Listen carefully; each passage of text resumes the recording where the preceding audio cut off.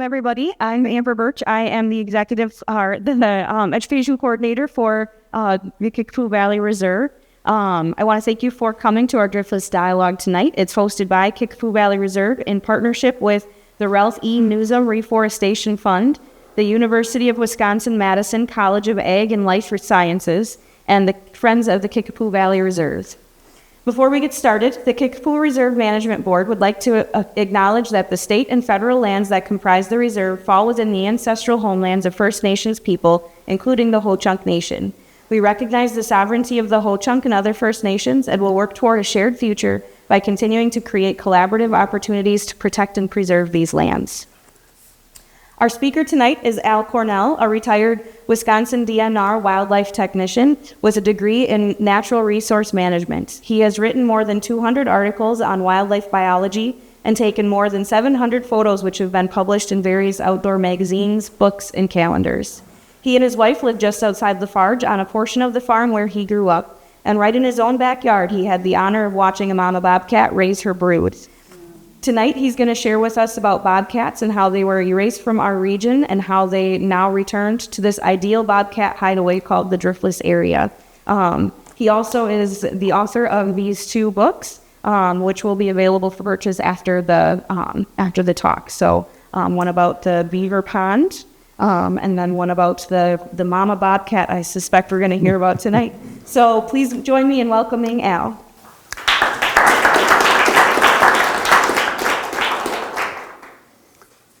Thank you, Amber, and everybody. Thank you for taking time to come, and we'll talk about bobcats. And they are pretty interesting. I grew up on a farm. Well, we live on part of that. We own part of it and live on it now, a couple miles from West Lima. And we didn't say much about bobcats when I was a kid. There were some reports of somebody hearing a bobcat, and you never knew for sure whether they heard bobcat or something else, but there were a few dispersing bobcats that came around. Because we're part of the large void in the bobcat population that included virtually all of Iowa, Illinois, Indiana, and Ohio, and some of the area around that. And the reason for that, I think the primary reason is because it was all divided up into these little 100 to 240 maybe acre farms, and everybody had free-ranging chickens. And you needed to feed the family. I don't know if that was Sunday meal or what, but you needed to feed the family. And so the chickens were a very important part for our ancestors of what was going on. And so anything that was going to help themselves to a chicken was vermin and was going to be pursued. And the bobcats were pretty susceptible, and so they were pretty well wiped out of a large area. Otherwise, from southern Canada all the way to half or 2/3 of the way through Mexico, you got bobcats. So they're adaptable to a large range. And so this first picture I have to indicate is not mine. It's the only one you'll see tonight that I didn't take. But right at the foot of the hill is the farmhouse where I grew up. And it's an Airbnb now. And some of the people that come there come to hope to see a bobcat. And Eric and Heather Perry from Iowa came and spent quite a bit of time. And Heather took this picture, which I really like because it's got the bobcat up by the, well, think of it as being the den. Actually, this is a rock outcrop that sticks out here quite a ways. And it's eroded from behind there. This is the hard sandstone that didn't erode away, and so it's got the hole through there. But if you go through it here, come out on the back side over there, then a little walkway, and there's a 5-foot cubby back in there that's just beautiful for the bobcats. So they're there. How many of you have seen two bobcats here? Two. Okay, if you haven't seen the second one, I'll help you out a little bit.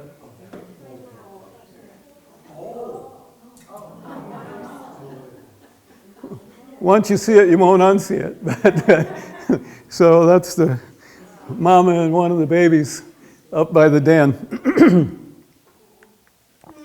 So bobcats are all over, as I mentioned. And when I was a kid, there was a story of the neighbor, our closest neighbor down the road, had shot a bobcat. And so I contacted his daughter, Joanne Miller, lives in Richland Center and worked at the bank for a long time there, and asked her what she knew about it. And she thought that it probably happened before our time, about 1940, that another neighbor over the mile away in the other direction had the bobcat hanging around the house. And the story was the bobcat was screaming a lot at night and it bothered him. So they called on Virgil Miller, and he came with the dogs and he found it in a brush pile and shot it. He had it stuffed, and it was he gave it back to the levees where it was taken from. They gave it to them, and they would set it out by the road on Halloween and in the fall. And my younger brother remembered seeing it, which was pretty interesting because I never had seen it, but then I heard of other people that saw it too. But then somebody stole it, and it was never heard from again in the area. But it was the bobcat of the area. So the kittens, of course, are an important part, and they have quite a journey. As you can imagine, just about anything growing up out there in the wild is susceptible to a lot of possible problems. And so about half of the kittens survive the first year. There's a lot of various things that can happen to them along the way. You know, there can be diseases, but there can also be other predators and things that take care, wipe out some of the kittens. So their journey is pretty haphazard. Some people think of bobcats right away as being ferocious. This is kind of the concept that was had when I was a child, was that bobcats were mean and you had to really watch out for them. And so I got this picture of this docile cat. She jumped up there on the rock and is looking at me, and she didn't like me being around there all the time when she had her kittens, but it was kind of funny. This is her 5th year of being around there, and last year I shot hundreds of pictures, and this year I got her once and one of the kittens once, and it just changed. But through those first 3 years, I didn't get very many pictures either. It was just last year they put on a show for me, and it was nice. But a person could imagine that she's about ready to pounce or something in connection with that picture. But really, they're not dangerous. I checked on Google the accounts of bobcats biting somebody, and there was quite a few of them, and I kept looking and reading them, and it was out of different papers, and it narrowed down, so it was 3 different bobcats, 3 different things, and this was over a period of 25 years. The 3 people had been bit by bobcats. And in each case, the bobcat was ended up apprehended and tested for rabies, and they were all 3 had rabies. So if you get, under the rare circumstance that a bobcat's going to have rabies, it could be something to watch out for. Now, about 2 years ago now, there was a case in Georgia, I believe it was. Could be Alabama. I get those states mixed up down there. But there was a bobcat that bit a young child, I think 3 years old, and then a half a mile away at another place, it bit a teenager, and they never did capture the bobcat, but the dogs got after it after that last place, and they think maybe the dogs injured it, and it may have crawled off somewhere and died. So whether that one had rabies or not, we don't really know. But of course, the people that got bit were treated for rabies, so to take care of it. So almost any bobcat you see or hear of is timid and is going to run away from people. In fact, in one research study in Texas, they determined that the bobcat saw a human as the apex predator, even if there were cougars or wolves around. That the bobcat saw, that the human is the apex predator as far as they were concerned. And so I don't think we have anything to fear as far as bobcats are concerned. So the Driftless Area, this little portion of that void that existed, is ideal bobcat habitat. It's got all these rock outcrops. After the leaves get off the trees, you drive down the roads and you start watching up in the hillsides and you see just a lot of rock outcrops. And so this is right up the hill behind the house where I grew up. And have you seen the bobcat in this one? So they're blending in pretty well, as they do. So there was this aspect of it, and then during settlement there was a lot of land cleared for pasture, cleared for fields and so forth, and so a lot of the habitat that was ideal for the bobcats disappeared, and the combination of things resulted in this plummeting of the population to where there were virtually no bobcats in a large area. But they've come back. We've got them now. So there's a lot of different places where research is going on, of course, but Wisconsin had a pretty big study on chronic wasting disease, deer, and predator.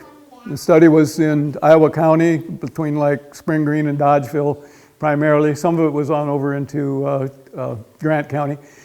But they radio collared 47 bobcats there in 4 years. They tracked them through four winters. And the 23 females weighed about 21 pounds apiece, and the 24 males weighed about, or just over 30 pounds apiece, which was kind of surprising to me. I would have thought a 30-pounder was a pretty big one, but there was, I think their biggest one was 38 or 39 pounds, but the average was. And so here's a couple more pictures of her after she wakes up from being put to sleep to be radio collared and goes out about her business. My person that I worked with for a number of years out of the office at Spring Green, Tower Hill office, and I worked mostly Sauk County in Iowa. But the person I worked with lives there, and when they started doing this project, she wanted to get involved in it, so she had seen a bobcat, so they brought her a trap, and she tells about how you get that trap ready every night, and then you get a coon in it, and they pull everything in that they can, and so you got to spend half an hour cleaning it out again the next day. And so before and after work, she was doing that on her own, and she ended up catching 7 different bobcats in this one location. Just one trap about 250 yards from her house, and another one another 100 yards. And she caught 7 of the bobcats that were collared, so they can be around. Bobcats are legal game. And we have attitudes, I know, from one extreme to the other, of this is the greatest thing, we can hunt bobcats, to why would anybody ever want to shoot a bobcat? I know that when I was a teenager, if I'd have seen a bobcat, and there was no restrictions on them at that time, in fact, Richland County, where I live, just across from Vernon County into Richland, it was the last state to have a bounty on the bobcats. And they still had the bounty on the bobcats when the state had made them a game species so that they had protection most of the year. To start with, it was that they could be hunted or trapped for 5.5 months. And then, of course, it became more restricted. And pretty soon they had to have, could do it by well, the fur market is always a thing and always there. But 97% of the people who take bobcats in Wisconsin at this time do it for their own, either a mounted bobcat like this one, or the pelt for themselves. And that doesn't appeal to me. I like a live bobcat, but I understand it. And we also got the fact that hunters have paid the price for hunting of most everything. And to this day, everybody that puts in for a permit, and I'm not sure how many of them get it, maybe 1 out of 5 or something like that, but everybody that puts in for a permit sends $6. With that, $3 of that is earmarked for bobcat research. And there's a lot of research that goes on to say that we got a good population, that's not hurting, that we've got a well-sustained population of bobcats. And that was really a big question mark at the time when the hunting started quite a bit, because in the northern part of the state, there was the hunting season on bobcats, and they were taking like 150 to 170 a year. Now that they're throughout the whole state and the population has risen throughout the whole state by controlling harvest and so forth, instead of having you can shoot anyone, they're harvesting 1,100 bobcats a year. And Richland County had 12 in 23, 6 by trap and 6 by hunters. And if you drew a circle around and got 9 counties with Richland in the middle, every one of them had 12 to 20 bobcats taken. So there's quite a bit of bobcat harvesting going on. And yet, of course, we have a bobcat population that's doing really well. I don't know how it relates to carrying capacity, if we could have more or whatever, but we do have a good, robust bobcat population and hunting season. So now for the rest of it, I'm going to be talking about this particular bobcat that's come around the last 5 years. And Sally and I were sitting in the house, and Sally said, "What's that?" And I looked out the patio doors down into the field, and there wasn't anything. And then she says, "Bobcat." About that time, I looked down at the bottom of the steps, and there's a bobcat going under the deck. And I ran into the other room, grabbed a camera, and named it down through, and took a picture, or a couple of pictures. And I thought, well, that came out pretty good. I got a picture of a bobcat. Well, she keeps coming back. In fact, 3 weeks later, I looked out the window, and I thought, what's that brown thing? And then, I could see the spots and everything. Oh, that's a bobcat. And I grabbed the camera, and I took a couple shots out the window, and I thought, I think I can get better shots if I can just slide the patio door open if she stays there. I slid it open, and you'll notice that she's staring into the bush, and she's ready to pounce. I got a couple of pictures, and boom, she was gone in the bush. And I heard one little and is she going to go off in any other direction and I won't see her again, or what's going to happen? And probably about 15 seconds later, she appeared, and she was successful in taking the rabbit. The rabbit is the perfect size game for the bobcat. It's exactly the size that's the ideal for most of their population. I didn't mention on the research, there's research that's been done in the city of Houston on bobcats. And one of the main things that came up with on that is they hardly ever want to eat a dog or a cat. They don't kill, very seldom do they kill a little pup or a cat. And then in Tulsa, they did the study, and I got the map of all the little dots on there where they see these they had the females all collared, and they hardly ever overlap range. You know, here's the red dots in this part, and the yellow dots and green dots and whatever up against them. They hardly ever overlap range, except they found out there, and I never saw this in any of the other references, that sometimes after a couple of years or whatever, a female will pair up, or one of her daughters will pair up with her, and they'll stay there together instead of instead of all of her daughters moving off and dispersing. The a study in Iowa, the male bobcats that were radio collared, the ones that dispersed, went an average of 32 miles. So think about that. That's going into another county. It's going quite a ways. Some of them went over 100 miles, actually. And the females that dispersed went 7 miles, so a little slower dispersing. And so that's kind of what we had here in the Driftless area when people talked about hearing a bobcat or something for many years.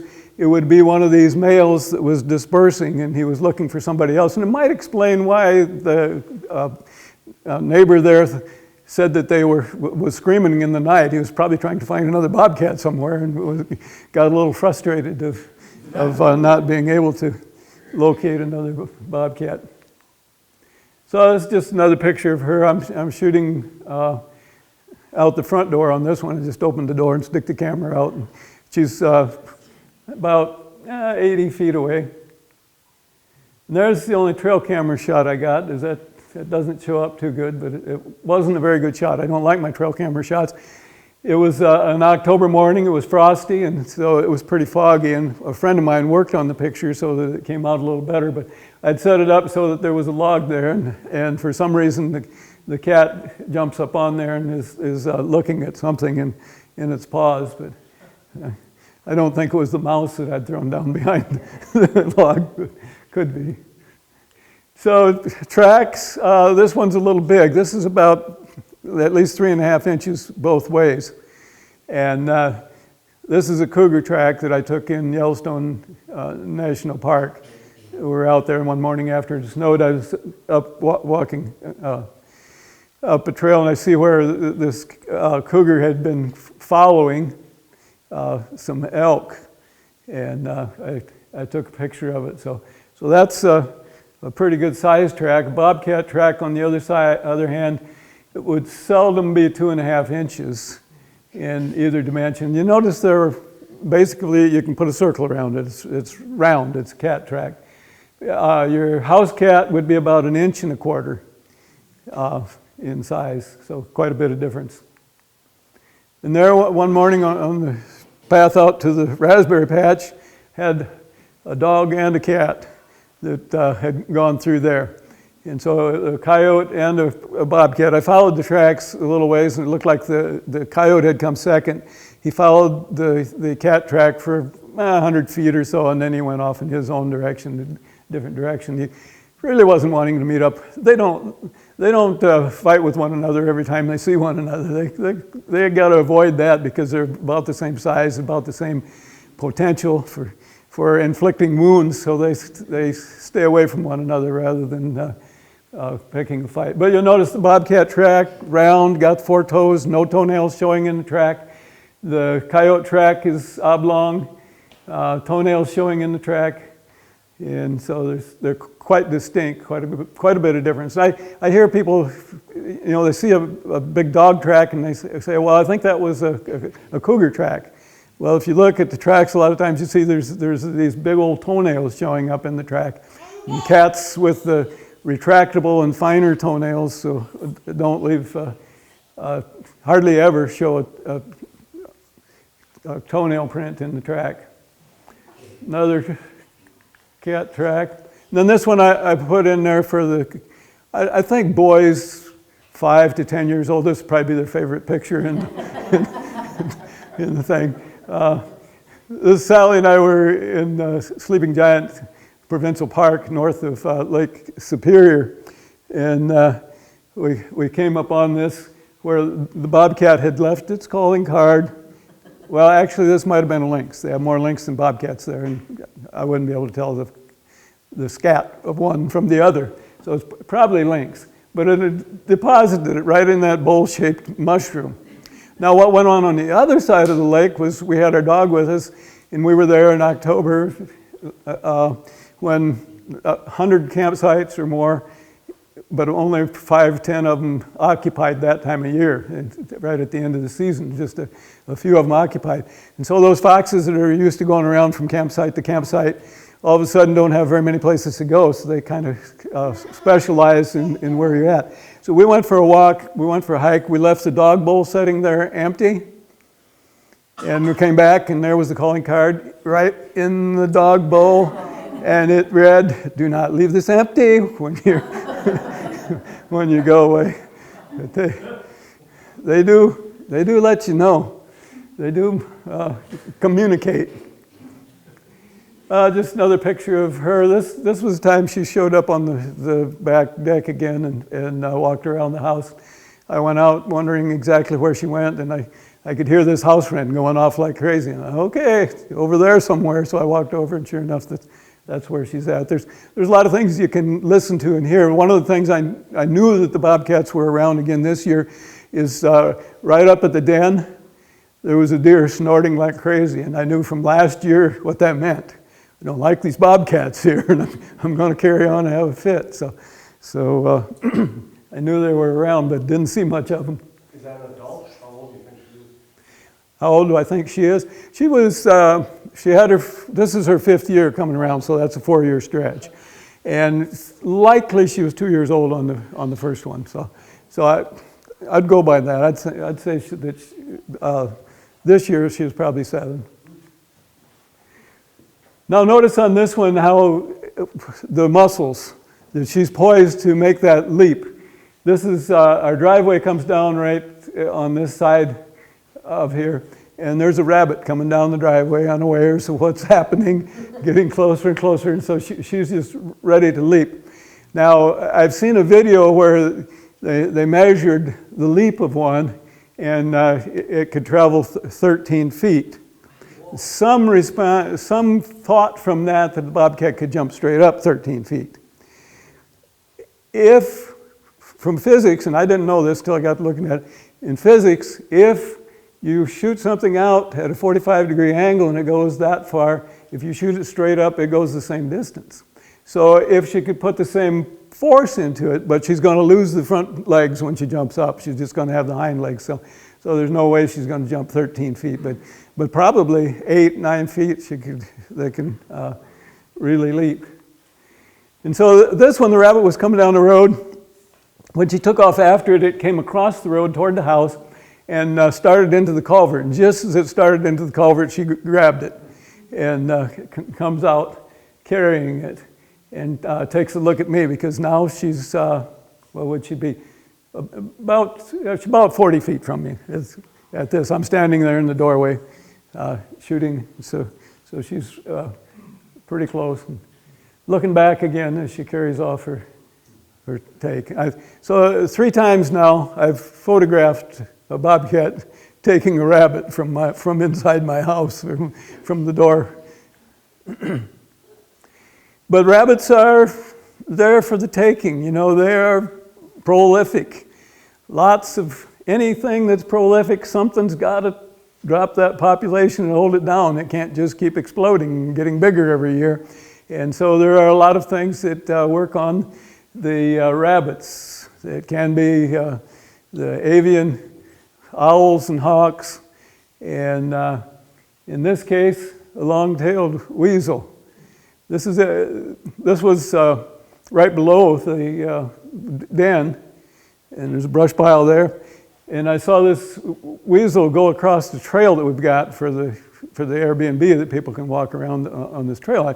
I saw him go across there, and man, I'd sure like to get a picture of him. And I took the camera and I got in a place, and I thought he was right in here somewhere, you know. And I'm watching, all of a sudden I get a glimpse of something out of my eye. Well, he'd gone on across the ways and visited a rabbit den of babies, and comes out of there carrying one, shooting back across.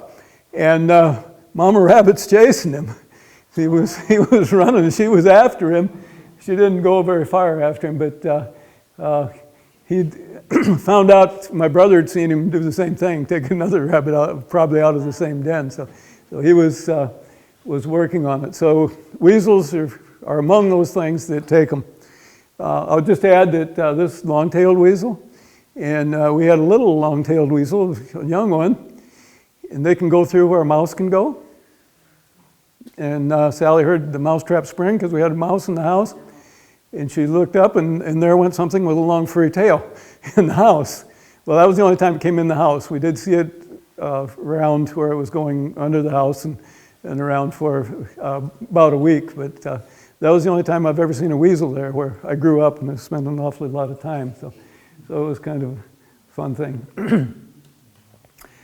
So just another picture of her. Then let me think a second. I think this was this was still that first year, a little later. I heard something hollering. It sounded like a catbird, only it was 4 times too loud, just screaming. And I walked up the driveway. We got bushes planted along there, so I got up on the gravel road and looked down the road and caught a glimpse of this kitten. And I ran in the house, got the camera, and come back out. And by then it was way down there. So that's a long ways away. But I noticed that it was staying around there that day, and it was hollering a lot. So it had been lost from its mother. So I'd just go out and sit and wait, and pretty soon it would start hollering somewhere, and I'd think, oh, I think it's going over here, and I'd go with the camera and set up, and and I was able to intercept it 3 different places to get some pictures of it as, as it was going along. So it was pretty upset, but then a few days later I heard that a neighbor saw Mama Bobcat with 2 kittens, so he got back together that night apparently with her. And you kind of wonder, boy, isn't he attracting a coyote or something that he might get killed? But they seem to do pretty good with it. So yeah, and they're cute, aren't they? You understand why historically some people have brought one into the house? Not a good idea. I suppose it's against the law now, but at one time a person could do that, and they would get a little feisty pretty quick. So there's 2 bobcats there. That was the next year, and they were staying in the den. They were going around toward the den and working around the hillside. And another shot of them looking down at me, and that's about all I saw of them. I saw them maybe 2 or 3 times that year, but not very much. And there's Mama.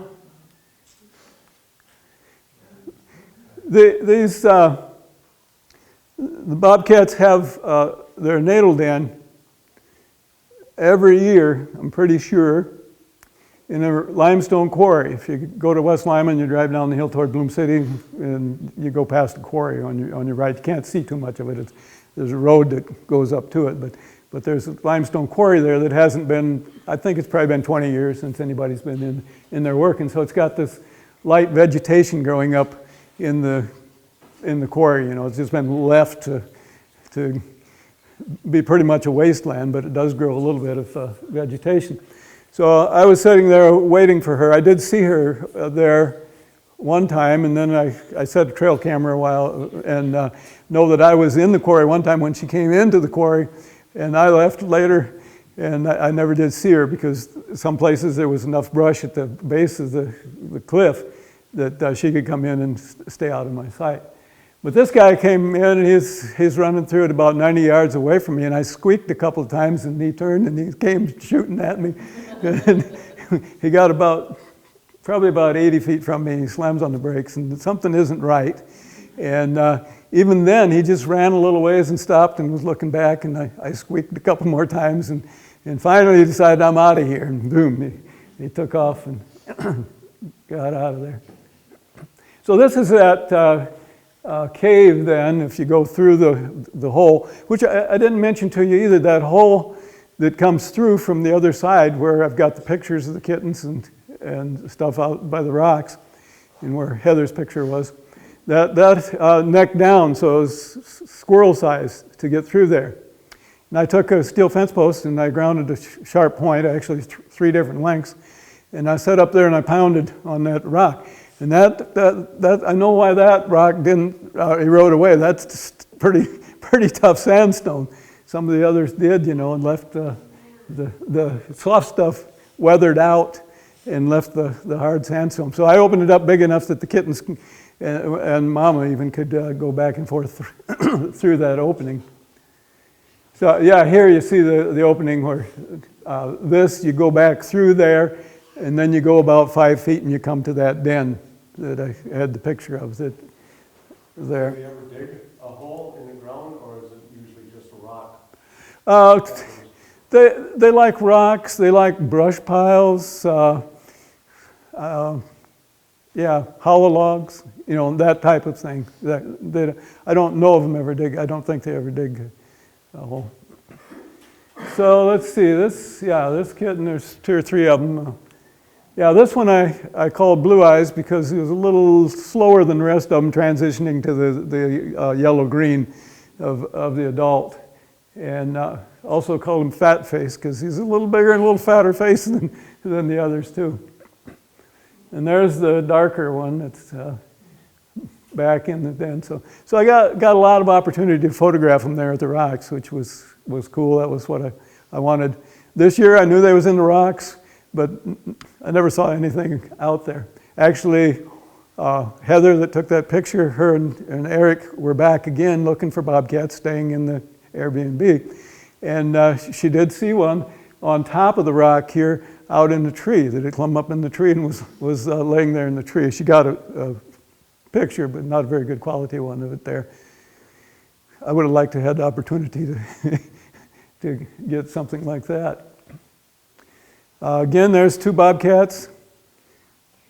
Anybody not see 2 bobcats?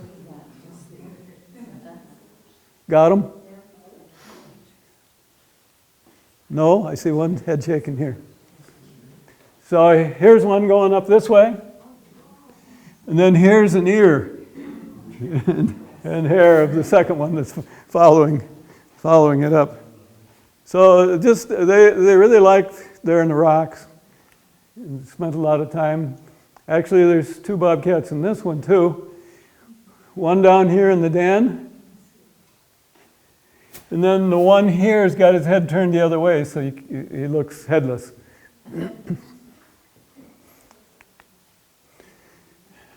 So Mama Bobcat goes around the house once in a while, and I take a few pictures of her, except for this year. She hasn't gotten that close.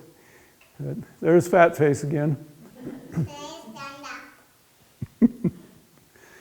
So I was walking the trail that we put in for the people who stay in the Airbnb can walk the trail. And I kind of come up over a grade where I could see down the trail a ways, and about 90 feet from me in the trail, she was actually sleeping there. She perked up pretty quick. She somehow knew I was there suddenly. She walked off into the tall, there's goldenrod and other forbs. She walked off into that stuff, and I went on down to the house. And half an hour later, she was out there at her favorite spot in front of the house waiting for a rabbit. And I took another rabbit that same day. She takes a pretty good look at me there. And there's one kitten. This time I was going to go over and sit on the stump that I got over by the Airbnb house. And I got up where I could see over there, and this kitten was up there. I took a picture of it. And about that time, I see Mama Bobcat was out by the woodshed, and she come tearing around in front of the house there and got in behind this patch of flowers. And I thought, well, I don't want to disturb them, so I turned around. I started to leave. I glanced back and see, she's looking at me. She stuck her head out there and was watching me to make sure that she knew where I went. So one morning, 6 o'clock, I was out, and I hear this plastic pail fall. And 60 yards from the house, I got a stove set up and a pan for boiling down sap. And I had this plastic pail sitting on the sap stove. And I heard that fall off. And I thought, oh, those coons are messing around down there. And I walked down there, and I could see the weeds moving a little bit. And I thought, well, yeah, they're in there. And I got up, it was getting up there. I had to zoom down from my 400 to about 250 because I was getting close there. All of a sudden, 2 things come down out of the tree, and them are not coon. those were kittens. And I could hear Mama doing a little bit of, she does a real low fuss that you hardly hear, talking to the kittens. And I don't know if she told it to go back or what, but this one comes and climbs back up the tree, and I got the picture of it. And I shot twice. I was shooting at 1/13 of a second, so you expect it to be blurry. I do have internal stabilization, which helps a lot. You still expect 1/13 of a second. It isn't going to turn out, but I was pretty happy with that one. Well, they're not as sure-footed as we might think. This one came out around the rock, and pretty soon it slid down off the rock. And it wasn't the only one to slide down off the rock. Mama goes up on the rock. One kitten's following. I can see the weeds moving down below. I know that all 3 kittens are there. And, come on, a family portrait. Everybody get up there on the rock for a family portrait. Well, this one slides back down, falls off, and nobody went back up there, so it was just Mama. And she gives me that ferocious bobcat look. And then she starts walking out around the hillside there, gets to the big pine, looks back at me one last time, and I think she was making some little sound for the kittens. They were all there. And they started going up there, and I thought, oh, she's taking the kittens and going away. And She went away, but the kitten stayed. Some people say she trusts me babysitting them. I don't know. So they like to play. Tree climbing, wrestling, just a lot of skills learned from that time that the kittens or the fox pups or whatever spend rolling around and tossing with one another. And hardly anybody ever gets wounded, which is interesting because these guys are being left with some mice and rabbits and stuff that they chew on and eat. But when they're fighting, this play fighting, they know not to be that rough and they don't hurt one another. Otherwise, they'd be getting a lot of infection from the wounds they'd be imparting from them needle-sharp teeth and claws. Sometimes it looks like they get a little rough, but obviously they're pretty careful. Mullein plant, under attack. 3 kittens together. Hard to get 3 of them to show up at the same time. This one's looking down like it thinks maybe it should jump, and then it gets a little help. I dare you, take that jump. And just that cuteness of the bobcat kittens is just really something neat to have around, to have them. There on the hillside just below the den, my brother and I cleared all the trees off so we could see the rock again. It used to be pasture and you could see the rock, and then it all grew up to trees. So we cleared all that off and trying to get some various things planted there. So I planted some partridge pea, and the deer were eating off all my partridge pea. So I took a little piece of woven wire, about maybe 3-4 foot circle, and I stood it there over to protect the partridge pea. And the bobcat kittens found it, and they thought, this is a bobcat jungle gym. They were quite engaged in playing on the woven wire for a little while, and then it's off to do something else. Time to move on to somewhere else. Another time, Sally was sitting there in the house and said, "Oh, there's a bobcat in the backyard," and the kitten walked by, and the second kitten walked by, and so I was watching for them, and at this point, I went outside. I hadn't seen them for quite a while. I went outside and was looking around, and here in the shadow of the house, hiding in the shadow of the house, was this kitten. Then Mama came out. I hadn't seen her before, but she's usually around somewhere close, but not really right with the kittens. And so she comes out, and she looks up at me and walks by the deck. She's 20 feet away from me, knows I'm there, and she walks by and goes down through the yard about 60 feet away, and she lays down there and starts grooming. So she gave me just a lot of opportunity in 2023, or 2024, that would have been this past year, not so much. So I'm still sitting there on the deck watching and hoping the kittens come out, and this one shows up, and then the second one, and that's all I saw was 2, but they put on quite a show for me. Really got into the kitten play, and like I said, sometimes it looks like it can be a little rough. Them toenails on top of the head there for that lower one look like they could be pretty sharp. So there's Mama again. It's funny how sometimes, in a certain way, this bobcat looks so much smaller than it does some other times. And I think about this in connection with, I see pictures that somebody posts online of a bobcat, and pretty soon somebody comes on and says, "Ooh, that's a big one." And they don't have any reference point or anything, and how do they know it's a big one? But we tend to see big things, we see them big. I remember Chet Sumwalt had the feed and seed place in Richland Center. Some of you might have heard of Chet. And he also had a pen of deer. He raised some deer. And he said he had a hunter out there that was looking at the deer with him. and they were standing there, and his largest buck, a 10-pointer, was standing there on the other side of the fence, and the guy said to him, "Boy, that deer just seems like it's so small." He said, I'm used to seeing them like that one up there," and he points up the hill to a forkhorn buck. And so Chet calls the other one down there and shows him that one is actually smaller. But if we see something a little further away, pretend like it's big. Tell the story. Stealth, sneaking along.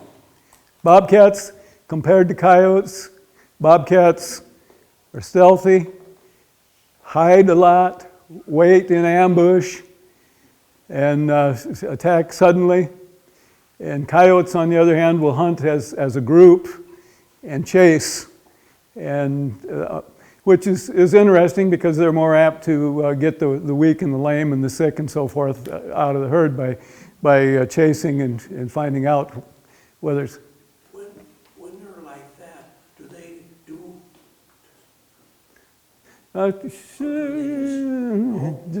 just a house cat? She was just walking along. Just walking along.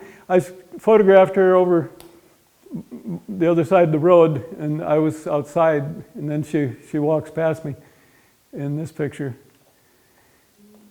I was sitting on the stump over by the Airbnb house looking up on the rock for a kitten, and she came walking down the trail and couldn't see me until she stepped out and was pretty close to me.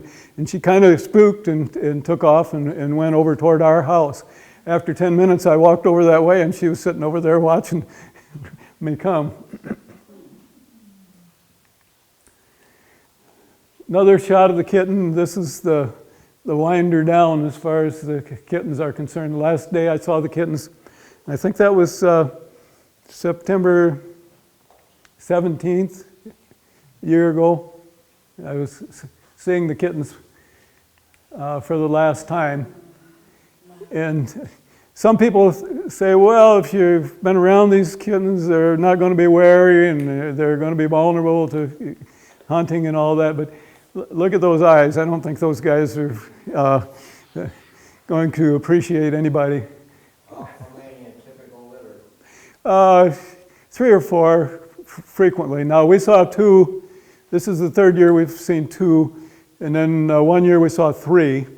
But she could have lost one by the time she moves them over there, and maybe she just had 2 or 3. But 4 is not uncommon. 3 and 4. So, so then I walked around over where we got a fire pit, around by my sap pan, and came back into the yard. And she was up here in her favorite hunting spot, sitting there. And I started taking pictures of her from 90 feet away, and I thought, well, she might let me get a little closer, and so I kept getting closer and closer. And pretty soon I was sitting on a milk can just outside our garage at 40 feet away from her, taking pictures of her. And some people have told me, well, those look like her senior class pictures that she keeps...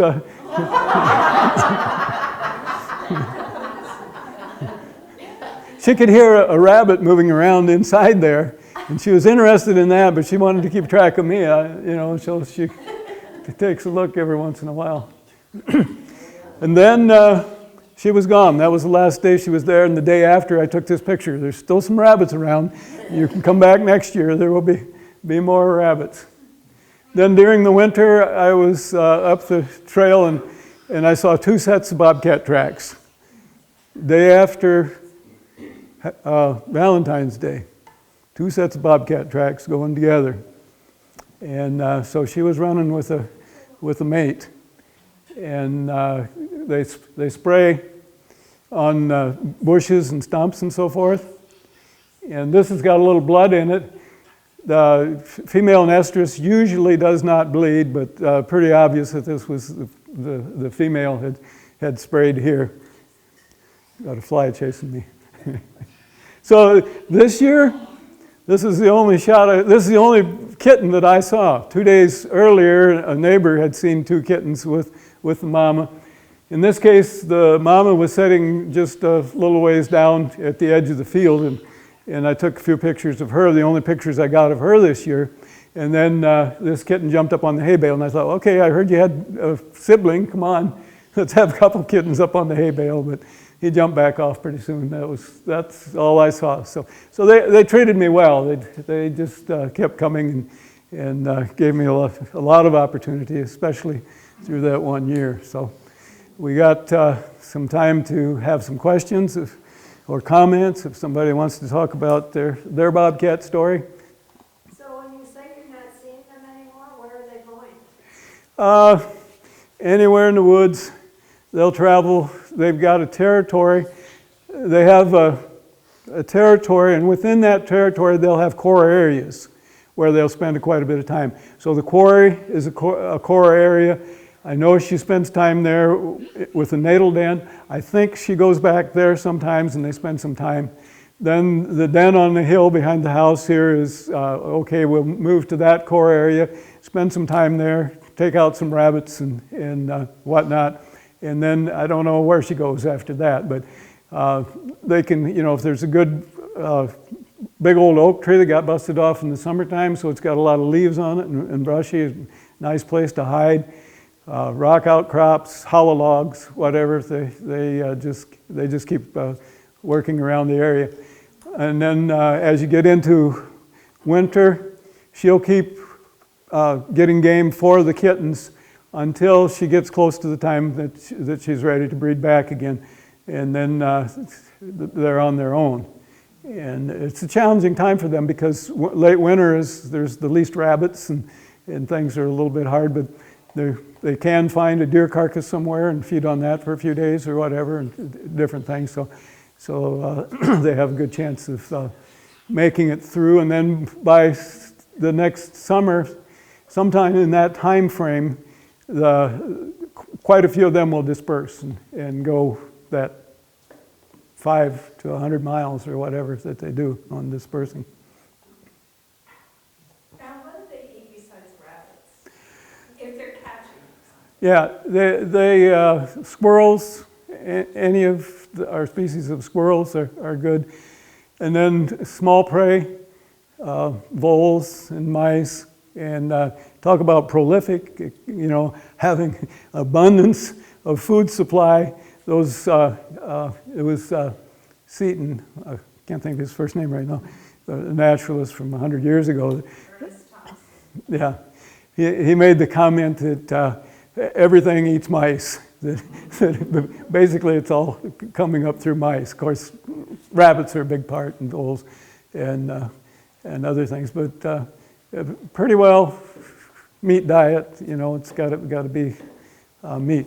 On the study, they thought that, and there's been some evidence of this, that the bigger male bobcats through the winter are going to be killing and eating more deer, and the smaller females and young of the year will be eating rabbits and voles and ground squirrels, whatever they can.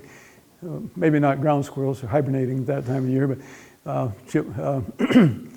red squirrels and whatever. And so, but in the 4 winters that they tracked these 24 males that were averaging 30 pounds, they only found 4 deer more than 6 months old that had been killed by them. So they weren't taking very many deer. They just didn't. What I didn't find out, because they haven't analyzed the data yet, was how many fawns do bobcats take in the spring. We know that coyotes and black bears search for fawns. When the fawns are dropping, those guys will be out there looking for fawns. They'll just hunt for fawns that time of year. I don't know if the bobcats do that at all or not, but so I don't have any idea how many bobcats kills they had as far as the fawns were concerned, but they had quite a number of fawns that they had found and marked in the study. Would a bobcat kill a Cooper's hawk roosting in a tree? Sure, probably would. Yeah, I would think so. Our sister-in-law had a head of a Cooper's hawk laying on her lawn, and Oh, what would have killed it was yeah. I don't know. I've heard that great horned owls will cut the head off sometimes, so I'm not sure about that. One right behind you first. Me? You, Oh, yeah. lovely. I was just gonna mention that Silas and I saw a bobcat a couple of years, 2 or 3 years ago, about this time of year at our house, a mile from here. Oh, yeah. So that was shocking and very cool. I was too stunned to notice any details, but I don't think anything else made sense when we looked in the book afterwards. Sure, yeah. Yeah, it's cool, and it is interesting that they will come around. You might see them on your deck or in your front yard and whatnot. We did see one in our front yard this year. Yeah, We were sitting out on the porch and it just came up the driveway. yeah, It was pretty cool. yeah. It's so neat to have them around. I mean, we missed that. We didn't have that. I guess we didn't know what we were missing, but it's just neat to have them around. The males play no role in raising the kittens, by the sounds of it? Correct. I did come across literature one place where it talked about there was this one male that did help out. Now, Do the females ever have to worry about males coming into the area and possibly preying on the kittens when they're young? I think so. I think that can happen. I don't think they're doing it very regular. We don't know a lot about the social interactions of bobcats, but it was kind of interesting.